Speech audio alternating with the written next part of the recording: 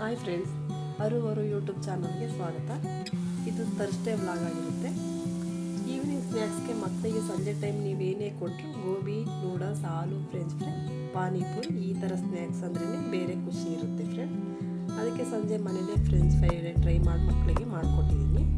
ಔಟ್ಸೈಡೆಲ್ಲ ತರೋದು ಬೇಡ, ಮಕ್ಕಳಿಗೆ ಡಸ್ಟು, ಧೂಳು, ಆಯಿಲ್ ಅಲರ್ಜಿ ಎಲ್ಲ ಆಗುತ್ತಲ್ಲ, ಅದಕ್ಕೆ ಮನೇಲೇ ಮಾಡ್ಕೊಳ್ಳೋಣ ಅಂತ ರೆಡಿ ಮಾಡಿಕೊಟ್ಟೆ. ಆಮೇಲೆ ಫ್ರೆಂಡ್ಸ್, ನಮ್ಮ ಲೇಡೀಸ್ಗೆಲ್ಲ ಯೂಸ್ ಆಗುವಂಥ ಒಂದು ಟಿಪ್ಸ್ ಹೇಳ್ತೀನಿ. ನನಗಂತೂ ತುಂಬ ಯೂಸ್ ಆಯಿತು, ಅದಕ್ಕೆ ನಾನು ನಿಮ್ಮ ಜೊತೆ ಶೇರ್ ಮಾಡ್ಕೊಳ್ಳೋಕೆ ಇಷ್ಟಪಡ್ತೀನಿ. ನಿಮ್ಗೆ ಯೂಸ್ ಆಗೋದಾದರೆ ನೋಡಿ. ನಾವು ಲೇಡೀಸ್ಗೆ ಕಿಚನ್ ಅಂದ್ರೇ ಅರಮನೆ ಅಲ್ವಾ.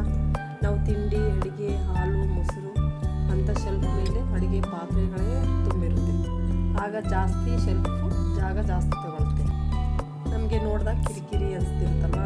ನೋಡಿ, ಈ ಒಂದು ಚಿಕ್ಕ ಸ್ಟ್ಯಾಂಡಿಂದ ನಮಗೆ ಎಷ್ಟು ಜಾಗ ಉಳಿದಿದೆ ಅಂತ ಈ ಒಂದು ಚಿಕ್ಕ ಸ್ಟ್ಯಾಂಡ್ ಲುಕ್ಗೆ ಚೇಂಜ್ ಮಾಡ್ತಲ್ವ.